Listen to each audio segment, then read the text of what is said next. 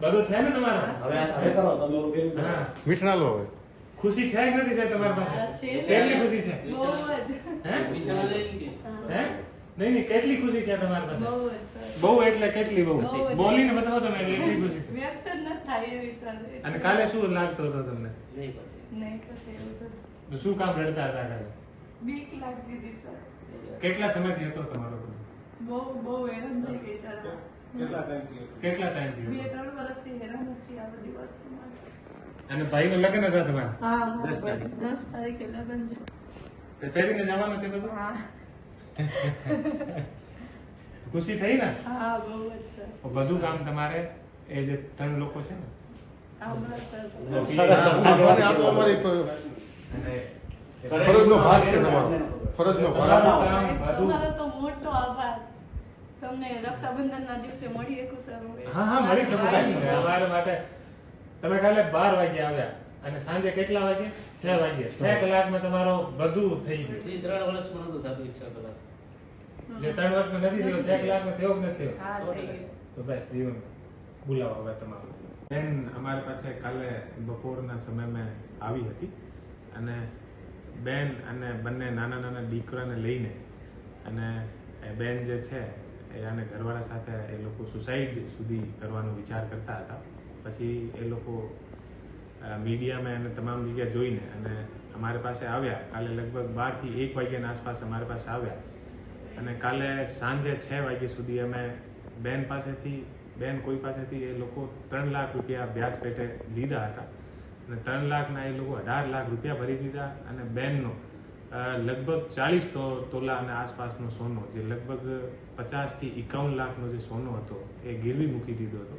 તો એ લોકો સોનું લઈને ભાગી ગયા. બેનનો સોનો પરત નથી આપતા અને બેન પાસેથી 51 લાખ રૂપિયા એ લોકો 18 લાખ રૂપિયા એ લોકો લઈ લીધા અને અત્યારે હેરાન કરીને અને બધું સોનું પચાવવા માંગતા હતા અને બીજા 15 થી 20 લાખ રૂપિયા એ લોકો માંગતા હતા. તો એ કાલે અમારી પાસે આવ્યા તો સિટી એ ડિવિઝન પીઆઈ સોલંકી અને આને સાથે સ્ટાફ મળીને અને 6 કલાકની અંદર તમામ જગ્યાથી જે સોનું હતો, છેલ્લા 5 થી 7 વર્ષથી આ બેનની આ સમસ્યા હતી, તો પોલીસ દ્વારા ફક્ત 6 કલાકની અંદર મહેનત કરીને તમામ સોનાના જે દાગીના છે લગભગ 50 થી 60 લાખ રૂપિયાના એ અત્યારે બેનને પરત લાવીને આપ્યા છે. સુરેન્દ્રનગર પોલીસ દ્વારા છેલ્લા 1 અઠવાડિયાની અંદર ચોથો એવો કિસ્સો છે જે મેં એવી રીતે વ્યાજ વટાથી પરિવારને મુક્તિ અપાવી છે. આથી પહેલા થાનગઢના અંદર જે સુરેન્દ્રનગર પોલીસ દ્વારા જે 2 પરિવાર હતા, ગરીબ પરિવાર હતા, વ્યાજ વટ્ટામાં ફસાઈને અને પોતાનું ઘર મૂકીને અને અહીંયાથી એને ભાગવું પડ્યું હતું. એટલા લોકોને હેરાન કર્યા. તો એ લોકો દ્વારા પોલીસ દ્વારા સંપર્ક કરવામાં આવેલ હતો. આ પછી થાનગઢ પોલીસ દ્વારા પણ આ લોકોને બંનેને પોલીસ બંદોબસ્ત આપીને ઘરે મુકાવ્યા. બધો જે વ્યાજ બટા હતા આ લોકોને ઉપર કાર્યવાહી કરીને અને અત્યારે એ પરિવાર ખુશીથી બંને પરિવાર જે છે ત્યાં થાનગઢમાં રહી રહ્યા છે. ત્રીજો જે કિસ્સો છે, અત્યારે એક વિકલાંગ એક દિવ્યાંગ જે દંપતી હતા એ અમારી પાસે આવ્યા. અમને એવી સૂચના મળી કે એવા 2 દિવ્યાંગ દંપતી આવ્યા છે. એ પોતાનો ઘર ફેરી કરીને ગુજરાન ચલાવતા હતા. આનો મકાન વ્યાજ વટાની અંદર એક માણસ પચાવવા માંગતો હતો. પોલીસ દ્વારા ફક્ત 5 થી 6 કલાકની અંદર આના તમામ ઘરના કાગળિયા પરત અપાવ્યા છે અને કાલે ધ્રાંગધ્રાની અંદર સાંજે હું જ્યારે ઓફિસના સમય પૂરો કરીને ઘરે જતો હતો તો રસ્તાના અંદર મને એક ઇકો ગાડીમાં એ લોકો સામે આવ્યા અને ઉતરીને ભાગીને અમારી તરફ આવતા હતા. તો અમે આને સાંભળ્યા. પછી 10,000 રૂપિયાના વ્યાજના ચક્કરમાં આ માણસના સ્કૂટર અને બધું એ લોકો દ્વારા લઈ લેવામાં આવ્યો હતો.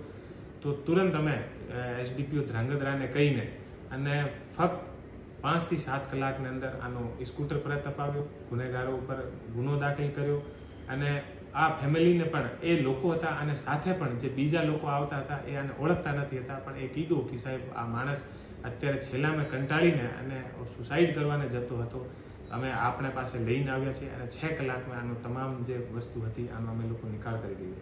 તો છેલ્લા 1 અઠવાડિયામાં 4 થી 5 એવા બનાવો જે છે એ સુરેન્દ્રનગર પોલીસ દ્વારા ત્વરિત કાર્યવાહી કરીને ફક્ત 5-6 કલાકની અંદર આનો ઉકેલ લાવ્યા છીએ. અને હું તમામથી એવી અપીલ કરું છું કે કોઈ પણ રીતે વ્યાજ વટ્ટાની અંદર કોઈ પણ માણસ ફસાયેલો હોય કોઈ પણ સુરેન્દ્રનગરમાં બીજી રીતે કોઈને હેરાન કરતા હોય અમારી પાસે આવે અને અમે તુરંત આ માણસને સાંભળીને અને આ ઉપર અમારે ત્યાં ઝડપથી રેસ્પોન્સ મળશે અને તુરંત કાર્યવાહી થશે. બોલો કે આ મારું આ છે જોતા હા જાઓ. સર, આ મારું છે. શું છે નામ બોલજો. કળું. આ ગળાની જવરી. આ બધું આ મારી મમ્મીની સેવ. આ સર, આ મારું ચેન. ચેનના. અમારી બુટ્ટી. અને આ શેર કાનની. એ કરી દો. લઈ જાઓ. આ ડબ્બો બેન તમારો. ડબો ખાઈ દે તમે હો. તો ડબ્બો અમારા તમામના તમે ક્યારેક આવો કોઈ પણ આવો અમે તમામના ભાઈ છીએ. કેમ કે ઠીક છે ને મારું અમારા માટે બધા અમે તમે બધી જ વસ્તુ તમારી મળી ગઈ અને 6 કલાકની અને બધું પીઆઈ અને ના, ના, તમારી ફરજ છે. એ બધા ફરજનો ભાગ છે સરે તમારો. મને કીધું કે આ કરવાનું છે સર કીધું તો થઈ ગયું. સર નું મેન હોય ને અમને હુકમ કર્યો એટલે વાત હવે તમે મોજ કરો. ઉપર ખુશ થતા હશે સર. બસ બેન આમ હસતા રહ્યો.